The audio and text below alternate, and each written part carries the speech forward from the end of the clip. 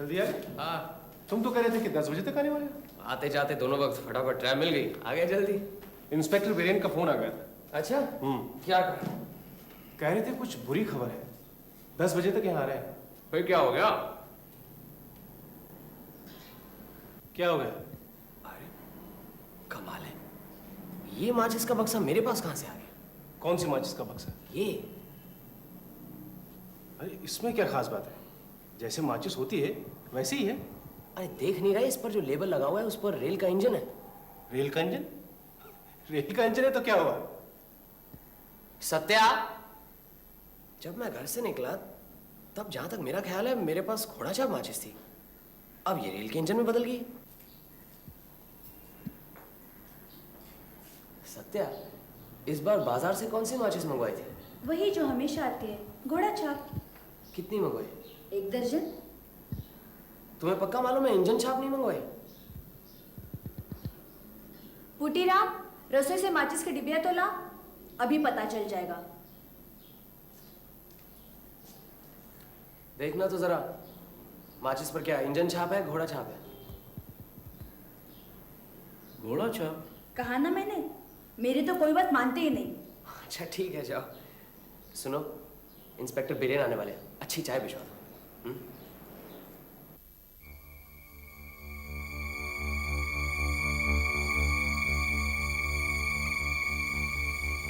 याद आया, ट्रैम में मेरे पास एक आदमी बैठा हुआ था, उसने मुझसे माचिस मांगी, फिर सिगरेट जलाकर वापस दे दी। अजीत, क्या है?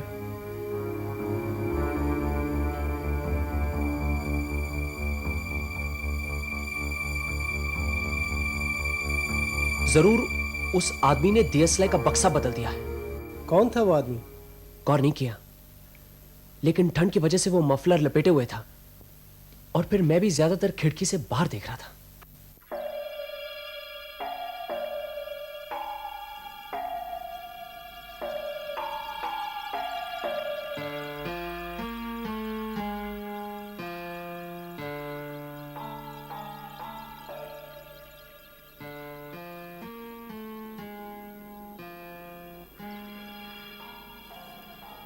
कब आ रहा है इंस्पेक्टर?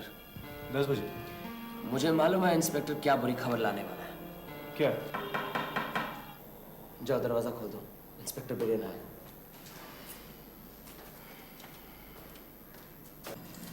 आइए इंस्पेक्टर। प्रोफेसर देव कुमार की माचिस की डिबिया की चोरी कब हुई? अरे, आपको कैसे पता चला? ये खबर तो हमने दबा कर रखी है। अपनी माचिस से सिगरेट जलाइए। चोरी कब हुई? परसों। लेकिन आपको? चोर ने खुद बताया। ये देखिए वही बक्सा, आज किसी ने मेरी माचिस के बदले मुझे दी, और ये देखिए तीलियां। अब इस पर गौर कीजिए। वही खतरनाक तीली है? कौन था वो आदमी? जो भी हो, उसका मकसद था मुझे मार डालने का। लेकिन क्यों? इतने सारे लोगों के होते हुए सिर्फ आपको ही क्यों मारना चाहता है वो? उसका ख्याल है कि अगर ब्योमकेश को रास्ते से हटा दिया जाए तो उसे कोई नहीं पकड़ सकेगा।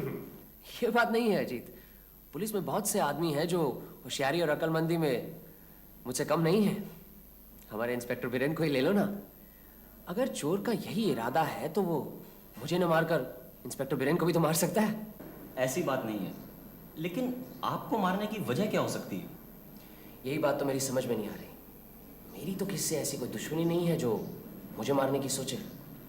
ये बात नहीं है ब्योमकेश बाबू। अब आप भी तो चोर उचक्के और बदमाशों के पीछे लगे हुए हैं। आपका कोई दुश्मन ना हो ये तो हो नहीं सकता, और फिर हमारा तो धंधा ही दुश्मन पैदा करना है।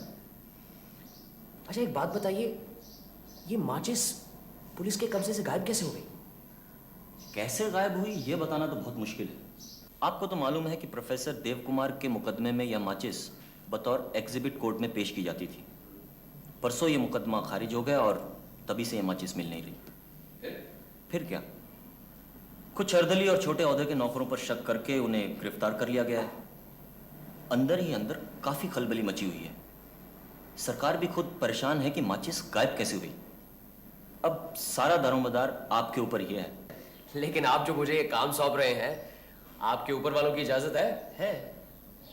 अब मैं आपको अंदर की बात बताता हूँ। दिया सलाई के बक्से के गायब हो जाने के साथ ही साथ यह केस सीआईडी के हाथों में सौंप दिया गया है, लेकिन आज 3 दिन हो गए, कोई नतीजा नहीं निकला। उधर रोज सुबह शाम पूछताछ भी जारी है। आखिरकार बड़ी सरकार ने यह फैसला किया है कि यह केस फौरन आपके हाथों में दे दिया जाए। ठीक है, लेकिन मैं एक बार कमिश्नर साहब से जरूर मिलना चाहूंगा। कब फ्री है वो? आप जब चाहें तब कमिश्नर साहब आपसे मिलेंगे। अच्छा, ऐसा करिए, आज रहने दीजिए, मैं कमिश्नर साहब से कल मिलता हूँ। आज मुझे जरा सोचने दीजिए। लेकिन जितनी देर होगी जल्दबाजी करने से कुछ नहीं बनेगा। हमें एक अनजान आगंतुक आदमी को पकड़ना है। ब्योमकेश बाबू हैं? उनकी चिट्ठी है। उनकी चिट्ठी तो है, लेकिन उनसे कुछ पूछना है। मुझसे पूछो ना, मैं बताता हूँ। क्या ये उनकी चिट्ठी है? 1 मिनट में उनको बुला रहा था। देखिए, चिट्ठी आपकी है। हाँ मेरी है, क्यों, क्या बात है? नीचे मेज में बाबू कह रहे थे ये चिट्ठी उनकी है। अरे, ब्योमकेश बख्शी कोई और भी है क्या? उन्होंने अपना नाम ब्योमकेश बोस कहा। नीचे मेस में ब्योमकेश नाम का कोई आदमी है? ऐसा तो कभी सुना नहीं। ठीक है। किसकी चिट्ठी?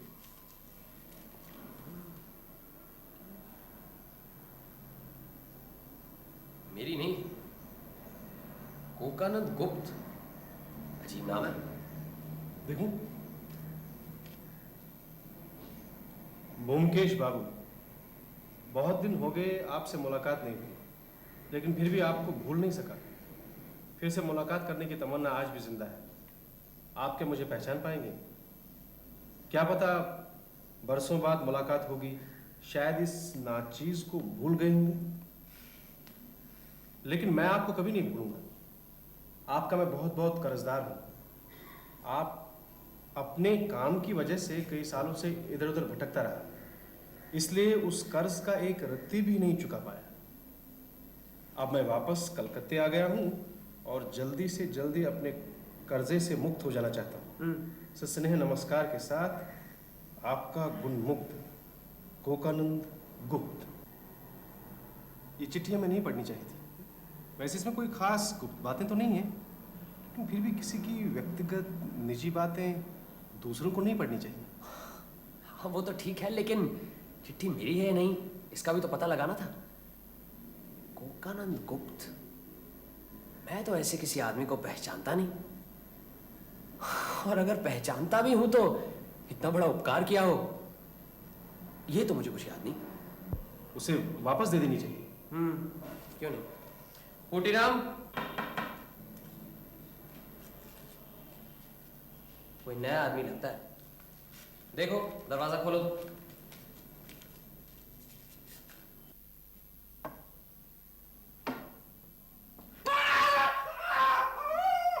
नमस्ते, मेरा नाम ब्योमकेश बोस है। एक चिट्ठी। आइए आइए, आपकी चिट्ठी भिजवा ही रहा था। अच्छा वो आप आ गए, बुरा ना मानिए, मैंने अपनी समझकर पढ़ ली।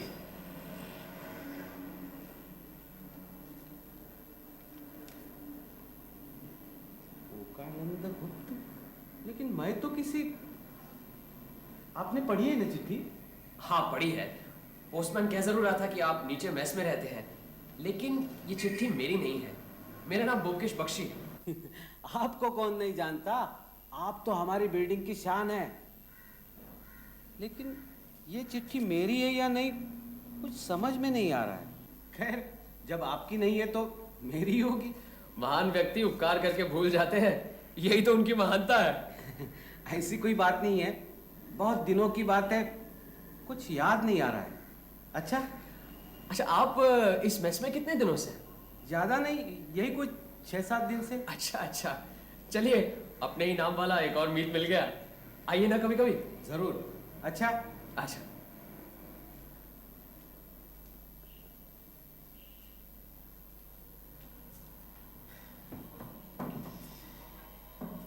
इस 2 नंबरी ब्योमकेश को कभी देखा है तुमने? कभी नहीं, पहली बार ही शक्ल को देख रहा हूं। तुम्हें क्या लगता है? इसकी चाल कुछ पहचानी हुई सी लगती है मुझे। हमें तो माचिस चोरी का केस सुलझाना है। समझ लो, जिस जंगल में कोई शिकार ही ना हो, वहीं से शेर मार कर लाना है। क्या बात है, आज इतने उतावले से घूम रहे हो?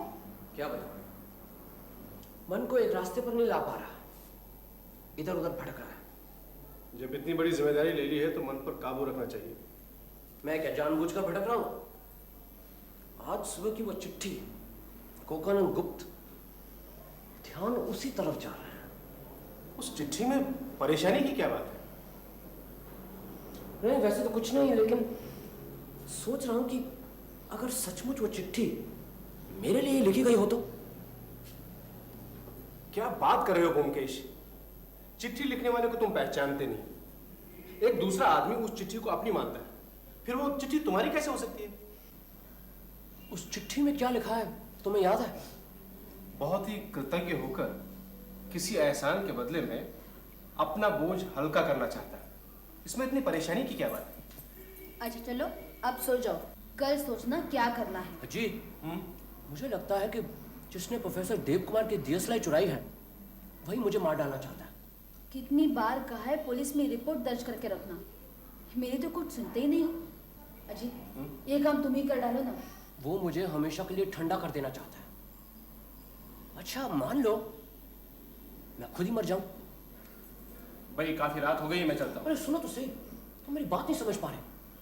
मैं कह रहा हूं कि जो मुझे मार डालना चाहता है, अगर उसके मारने के पहले ही मैं मर गया तो क्या?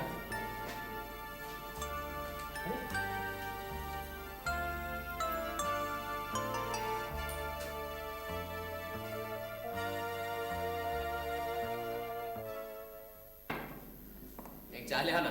सत्या, उसका भाई आया था, उसी के साथ चली गई। अच्छा, ये तो बहुत ही अच्छा हुआ। क्यों? बाद में बताऊंगा। आज सुबह सुबह कहाँ चले गए? कमिश्नर साहब से मिलने। मुलाकात हुई? हाँ मिले, और मेरे प्लान ऑफ एक्शन की तारीफ कर रहे थे। क्या है तुम्हारा प्लान? कल जब बता रहा था तो उठकर चले गए, अब क्या करोगे सुनकर? अच्छा, वो प्लान। तुम सचमुच मर गए? हाँ वही। कल इसलिए चला गया था क्योंकि तब रात के 11 बजे थे। कमिश्नर साहब तो सुबह सुबह ऑफिस आए होंगे, वो कैसे सोते? इसीलिए उन्हें मजबूरन सुनना पड़ा। सुना भी और खुश भी हुए। अच्छा ठीक है, बताओ क्या है तुम्हारा प्लान? अब मैं ध्यान से सुनूं। प्लान ये है कि मैं अखबार में एक इश्तिहार छपवाऊंगा अपना हुलिया देकर। श्रीरामपुर स्टेशन पर मेरी लाश मिलेगी। मौत कैसे हुई कुछ नहीं मालूम। कलकत्ते से 4:53 की लोकल ट्रेन का टिकट मेरे जेब में होगा। अब अगर कोई लाश को शिनाख्त करना चाहे तो श्रीरामपुर अस्पताल में आकर दरियाफ्त करें। ये तो बिल्कुल वैसी बात हुई जैसे किसी अनजान तालाब में मछली पकड़ने के इरादे से बंची डाले बैठे हो। तालाब में मछली है कि नहीं ये भी नहीं मालूम। हाँ, अंधेरे में ही ईंट फेंक रहा हूं, हो सकता है कहीं न लगे, और जब नहीं लगेगी तो कोई और तरीका सोचेंगे। मुझे यकीन है कि जो मुझे खत्म करने की सोच रहा है, जब वो पढ़ेगा कि मेरे जैसा ही आदमी मरा है, तो वो एक बार मुझे देखने जरूर आएगा। फिर जो जो शख्स मुझे देखने आएंगे, पुलिस उनका पीछा करके उनकी असलियत का पता जरूर लगाएगी, और फिर पता लगाने में मैं भी तो साथ रहूंगा। अब मरा थोड़ी हूं। कमिश्नर साहब राजी हो गए? पूरी तरह से। कैसे कमिश्नर है? तुमसे तो अच्छे हैं। अच्छा, अब तुम्हें एक काम करना है, तुम्हें अपना मुंह बिल्कुल बंद रखना है। इस प्लान के बारे में तुम्हें, मुझे और कमिश्नर साहब के अलावा कोई कुछ नहीं जानता। सुनो, सत्या को भी कुछ कहने की जरूरत नहीं, इसीलिए उसका चले जाना ही अच्छा। ठीक है। और कल सुबह श्रीरामपुर के अस्पताल में इस मुर्दे के दर्शन करने नहीं आओगे? अच्छा, मैं अभी निकल जाऊंगा, फिर नहीं आऊंगा रात में भी। Hello hello inspector Biren, good morning.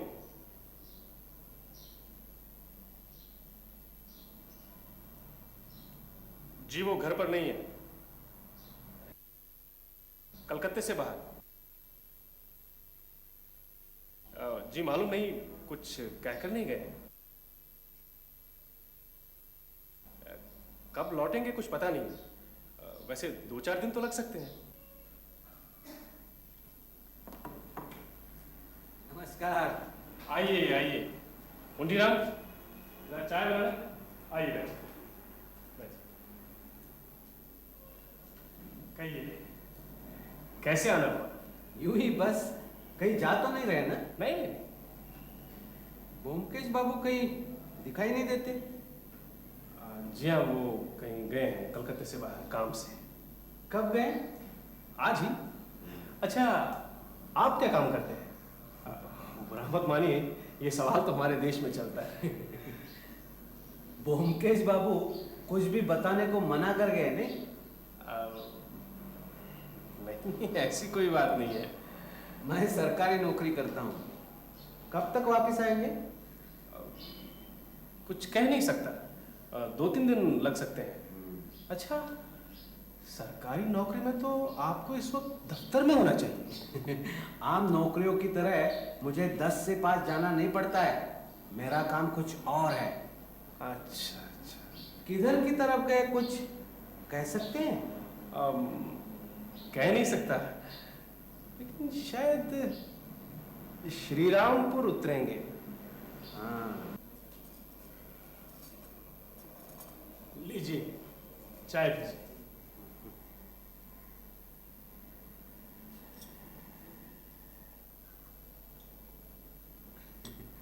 आप शायद सोच रहे होंगे कि मैं आपकी बातों को जानने की कोशिश कर रहा हूँ। नहीं, ऐसी बात नहीं है।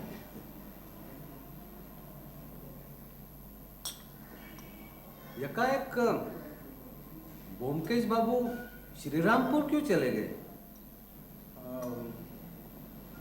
ये तो आप उन्हीं से पूछ लीजिए। वैसे यहाँ कब से रह रहे हैं आप? जी, मैं 10 साल से रह रहा हूँ। ब्योमकेश मुझसे पहले से रह रहे हैं।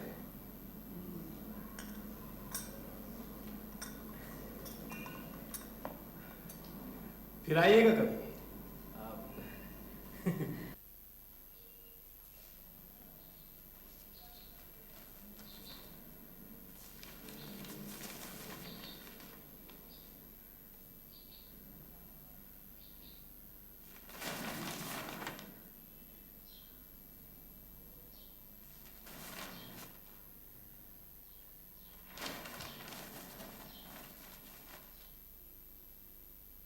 कल शाम को 5:30 बजे श्रीरामपुर स्टेशन के वेटिंग रूम में एक अनजान आदमी की लाश बरामद हुई है।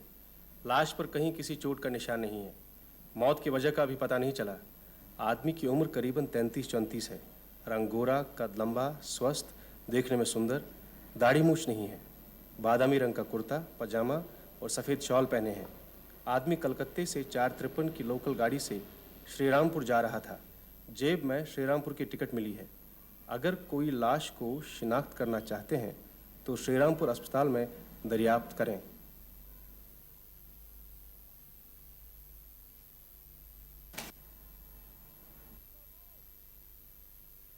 अजीत बाबू,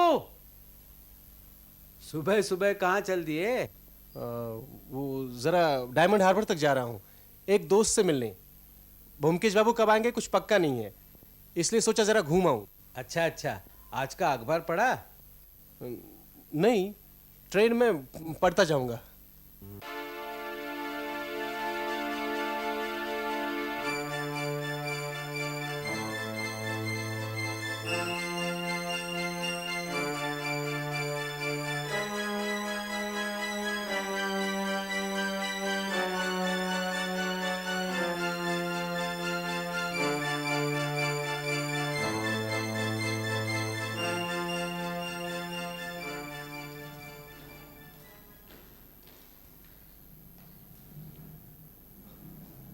खुल जा सिम सिम। कब से पड़े हो? 2 घंटे हो गए, एक सिगरेट तो पिलाओ। बिल्कुल नहीं, मुर्दे को पिंड दिया जाता है, सिगरेट नहीं। आजकल तो हर रस्म रिवाज में संशोधन हो रहे हैं। कितने लोग आए तुम्हें अब तक देखने? सिर्फ 3, सब स्थानीय लोग थे, लोफर क्लास के। तो फिर क्या फ़ायदा हुआ इस प्लान का? अरे मायूस क्यों होते हो? अभी तो सारा दिन बाकी है, फिर कल भी तो है, अगर ज़रूरत पड़ी तो। क्या मतलब? कल तक ऐसे ही पड़े रहोगे? मान लो तुम्हारे उस दुश्मन ने वो इश्तेहार पढ़ा नहीं हो तो? अरे पढ़ेगा कैसे नहीं, 3 अखबारों में छपाया है। हाँ, तो अब मैं क्या करूँगा? घर तो जा नहीं सकता। क्यों? अरे तुम्हारे उस नाम राशि ने सुबह से ही पूछ लिया कहाँ जा रहे हो, तो मैंने कहा कि मैं 1-2 दिन के लिए डायमंड हार्बर जा रहा हूँ। अच्छा ही किया तुमने। एक काम करो, नज़दीक कहीं जाकर छुप जाओ। मुझे जो देखने आ रहे हैं उन पर नज़र रखना। वैसे तो पुलिस ये काम कर ही रही है, मुझे देखने वालों की पूरी छानबीन करेगी। लेकिन अगर तुम्हें लगे कि कोई जाना पहचाना सा है तो मुझे फ़ौरन आकर खबर कर देना। मुसीबत तो ये कि मैं आँख नहीं खोल सकता इसीलिए जो चरण रज दे रहे हैं उनके दर्शन नहीं कर सकता। हाँ, अगर किसी ने देख लिया कि मुर्दी की आंखें टिमटिमा रही हैं तो देखने वाला घबरा जाएगा। मुर्दे हंसते नहीं हैं? अच्छा मैं यहाँ नज़दीक ही रहूँगा, लेकिन पुलिस कोई झमेला तो नहीं करेगी? दरवाजे पर जो सिपाही खड़ा है ना, जाके उसे अपना परिचय दे दो, फिर कुछ नहीं होगा। देखने में वो मामूली सिपाही लगता है, लेकिन असल में सीआईडी का सीनियर इंस्पेक्टर है। जाओ। अच्छा ठीक है, मैं पास ही रहूँगा, ज़रूरत पड़ी तो दोबारा आऊँगा।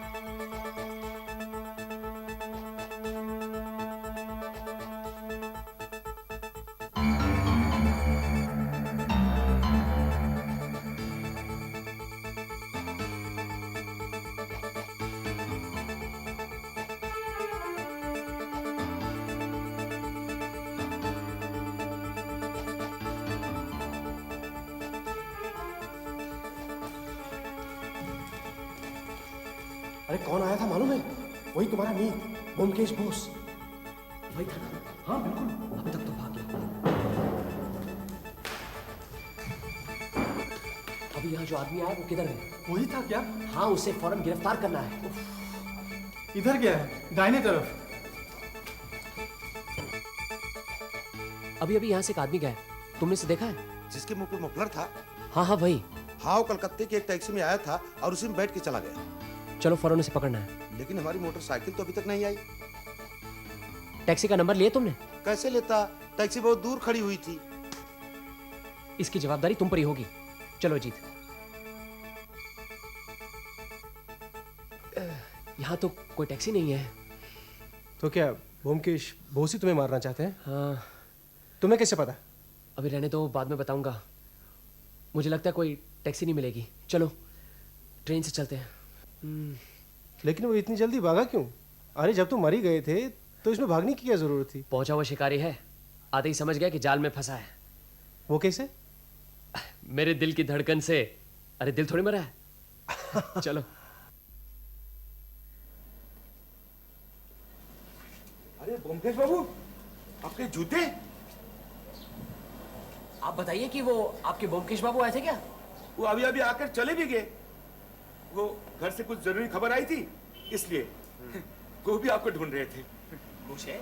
हाँ, और कह गए आप बिल्कुल अफसोस मत कीजिए, थोड़े ही दिन में आपसे फिर से मुलाकात होगी। इसलिए तो मैं आपका इंतजार कर रहा था। कहाँ गए ये तो बताया नहीं होगा। जी नहीं। अच्छा, उनका कमरा कौन सा? वो रहा 5 नंबर। जरा दिखाइए तो सही। आइए।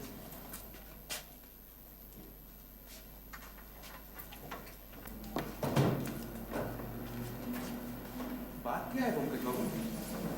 कुछ नहीं, इस कमरे में जो हजरत रहते हैं वो एक दागी आसामी है। आसामी? अपने साथ तो कुछ ले नहीं गया, बक्सा बिस्तर सब यही है।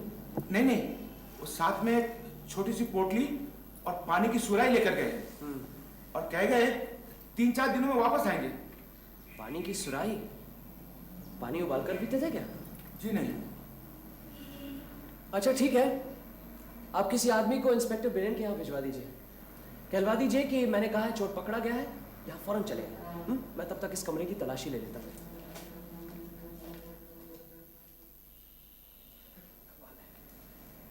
गद्दा, तकिया, गर्म लिहाफ इस जाड़े के मौसम में सब यही हैं।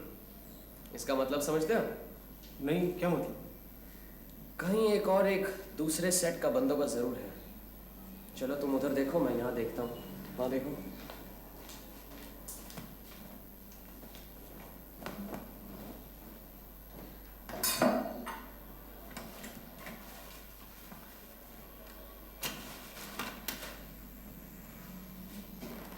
तुम क्या वो माचिस ढूंढ रहे हो? अरे नहीं, वो माचिस नहीं है। देख रहा हूँ कहीं कोई क्लू मिले तो कम से कम ये तो पता लगे कि इस हजरत का असली नाम क्या है। क्या? इसका असली नाम ब्योमकेश बोस नहीं है, ये तो साफ सा है। उसने अपना नकली नाम ब्योमकेश क्यों रखा? बदला लेने की साइकोलॉजी अजीब है। अगर दुश्मन को पता न लगे उस पर कौन वार कर रहा है तो उस वार करने वाले को मजा नहीं आता। इसीलिए मेरा ही नाम रखकर मेरे सीने पर सवार होने का आनंद लेना चाहता है। मेरा मरा हुआ मुंह देखने के आनंद के लिए सीरमपुर दौड़ कर गया था।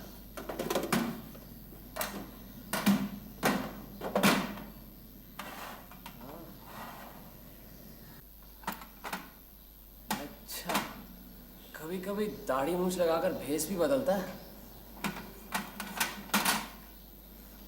ये क्या है?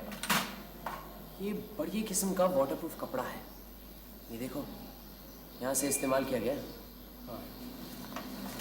शीशी, लाख, मोमबत्ती और वाटरप्रूफ कपड़ा सब एक साथ। इसका मतलब समझते हो? नहीं। मेरी समझ में तो आ गया। अब ये पता लगाना है कि ये हजरत यहाँ से गए कहाँ। जरूर इनका कोई और ठिकाना है। वो चिट्ठी मालूम है तुम्हें? कोकानंद गुप्त। हाँ। वो कोकानंद गुप्त भी यही हजरत है। उनकी चिट्ठी की ऊपरी चिकनी चिपड़ी बातों की छिपी हुई है उनकी हिंसात्मक मनोवृत्ति।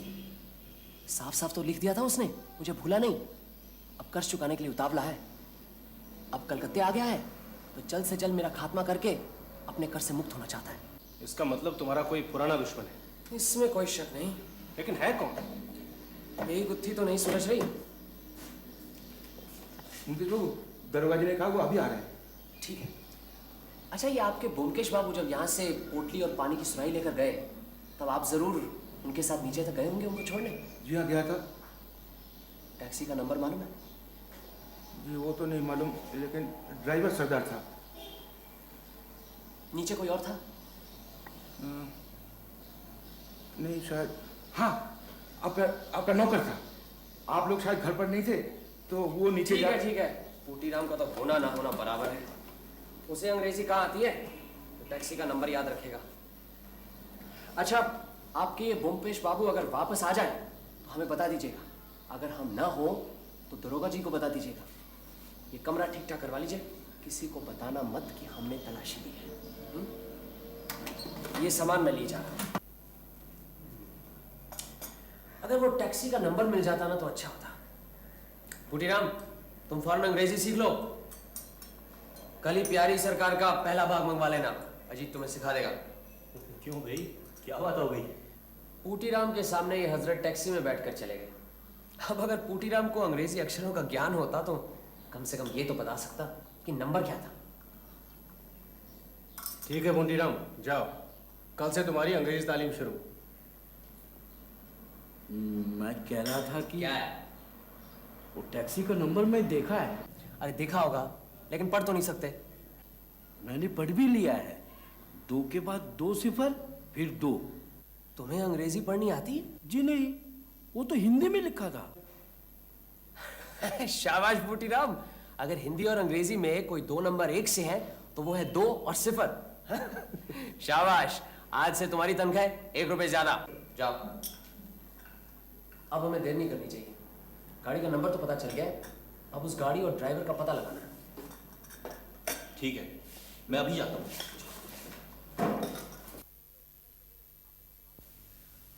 आइए आइए इंस्पेक्टर बिरेन, आपने तो कमाल कर दिया। सरदार जी, आपको याद है इस बिल्डिंग से आज आप एक शख्स को श्रीरामपुर लेकर गए, वहां से आप उसे कहां लेकर गए, हमें कुछ बता सकते हैं?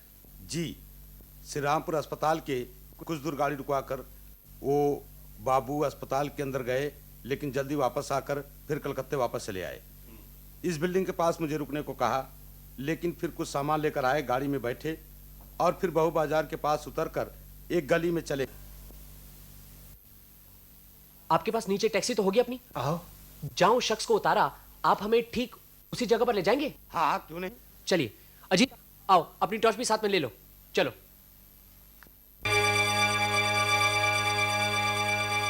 यही जगह है। अरे ब्योमकेश, ये तो वही जगह है जहां हम पहली बार मिले थे। वो देखो हमारे मेस की बिल्डिंग। अब समझा ये आदमी कौन है। कौन है? 10 साल पहले मैं यहाँ एक मेस में तहकीकात करने आया था। उसके मालिक का नाम था अनुकूल बाबू, साथ साथ में कोकेन का धंधा भी करता था। उसे मैंने पकड़वा दिया, 10 साल की सजा हुई उसे।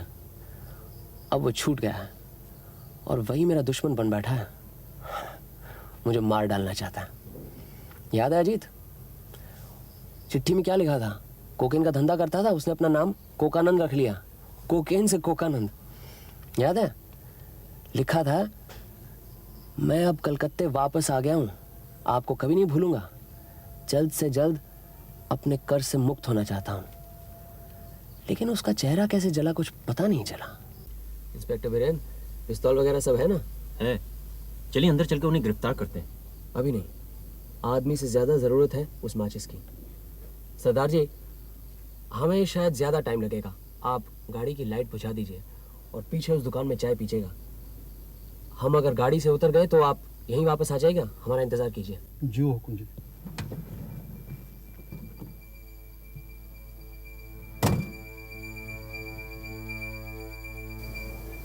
हम यहाँ धरना दे रहे हैं, कभी ना कभी तो निकलेगा। जब निकलेगा हम उसके कमरे में जाएंगे, कमरा सर्च करेंगे, फिर जब वो वापस आ जाए आप उसे गिरफ्तार कीजिए। और मान लो वो कमरे से ना निकले तो? अरे निकलेगा कैसे नहीं, अब वहाँ मेस नहीं है, रात का खाना खाने तो वो देखो।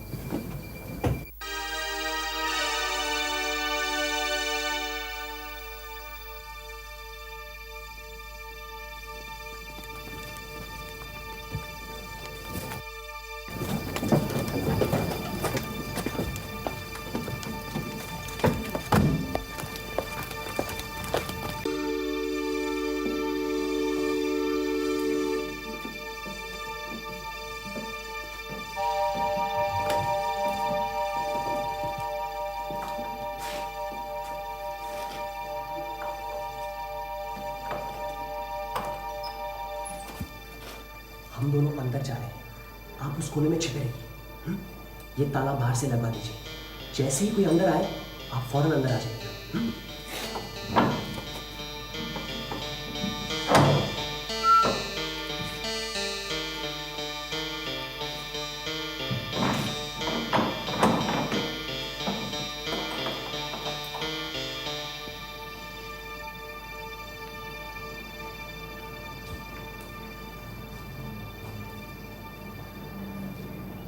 बैठो अजीत, यही इंतजार करते हैं। इसी कमरे में तो हमारी पहली मुलाकात हुई थी।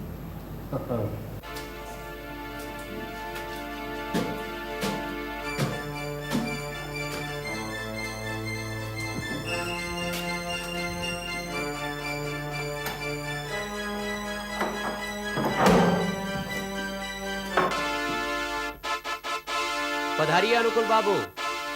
क्या चाहिए ब्योमकेश बाबू? कोकेन?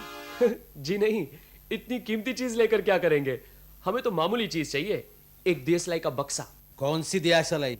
जिस बक्से से कुछ दिन पहले ट्रैम में आपने मुझे एक तीली भेंट की थी। क्या कह रहे हैं? मुझे कुछ समझ में नहीं आ रहा। आपको सब मालूम है, और अपना हाथ स्विच से हटा दीजिए। अंधेरा हो जाने से हमसे ज्यादा आपको तकलीफ होगी। देखिए, आपके पीछे इंस्पेक्टर बिरेन पिस्तौलिए खड़े हैं। अच्छा, तू पुलिस लेके आया है। मैं तुझे जिंदा नहीं छोड़ूंगा जब तक तेरा खून नहीं पिया। मैं वो दियसलाई कहाँ है? मुझे नहीं मालूम, नहीं दूंगा मैं दियासलाई। ठीक है, फिर मैं ही बताता हूं कि दियसलाई कहाँ है। इंस्पेक्टर बिरेन, जरा इनका ख्याल रखना। छोड़ दो मुझे।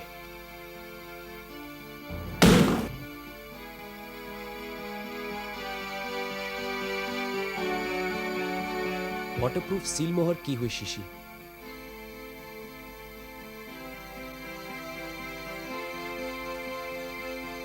सब ठीक है, शीशी टूटी नहीं है। इंस्पेक्टर बिरेन, इसी शीशी में दियसलाई की बाकी तीलियां हैं। अब आप इन्हें गिरफ्तार कर सकते हैं। चलो। भाई पोटीराम, आज तो तुम बढ़िया सी चाय पिलाओ। आइए। आइए इंस्पेक्टर बिरेन, आइए। भाई अनुकूल बाबू का चेहरा कैसे जला इसका पता चल गया। हाँ, अच्छा। अनुकूल बाबू एक पढ़े लिखे कैदी थे। हाँ। इसीलिए जेल अस्पताल की लेबोरेटरी में काम करते थे। 2 साल पहले उनका चेहरा नाइट्रिक एसिड की शीशी गिर जाने से जल गया। बस तभी से उनका चेहरा ऐसा हो गया। लेकिन ब्योमकेश बाबू, आपको यह कैसे पता चला कि पानी की सुराही में वही खतरनाक तीलियां हैं? यहां हमारे अनुकूल बाबू की अकलमंदी की तारीफ करनी पड़ेगी। दियसलाई पानी में छुपा कर रखी गई है, ये कोई सोच भी नहीं सकता था। अब अगर उनके घर की तलाशी ली जाए तो और जहां भी हो, लेकिन कोई पानी की सुराही की तलाशी नहीं लेगा। मुझे भी शक हुआ जब मैंने सुना कि वो एक हैंडबैग और पानी की सुराही लेकर भागे। अब इस जाड़े के मौसम में कोई गद्दा कंबल छोड़कर पानी की सुराही लेकर क्यों भागे? और फिर जब उनके बक्से में से वो वाटरप्रूफ कपड़ा और सील करने वाली लाख मिली, तब मुझे यकीन हो गया कि जरूर इसी सुराही में वो खतरनाक तीलियां हैं। वो सब तो ठीक है, लेकिन अनुकूल बाबू को उन तीलियों के बारे में कैसे पता चला? प्रोफेसर देव कुमार और उनकी इजाद की गई माचिस की तीलियों का केस सारे अखबारों में छपता था। उन्हीं दिनों अनुकूल बाबू की रिहाई हुई थी। अब मुझसे बदला लेने की आग उनमें थी ही। वे रोज कोर्ट जाकर ये केस सुनते थे। वहीं ये माचिस की डिबिया अक्सर बतौर एग्जिबिट कोर्ट में पेश की जाती थी। अनुकूल बाबू ने सोचा इसी हथियार से मुझे खत्म कर देंगे। अब माचिस हथियाना तो उनके लिए मामूली सी बात थी। किसी भी चपरासी को उल्लू बनाकर उसके बदले में दूसरी माचिस रखकर उन्होंने अपना काम बना लिया। इंस्पेक्टर बिरेन, अगर आप चाहें तो इसकी तहकीकात कर सकते हैं। लीजिए, चाय पीजिए। पोटीराम, पढ़ाई लिखाई शुरू कर दी?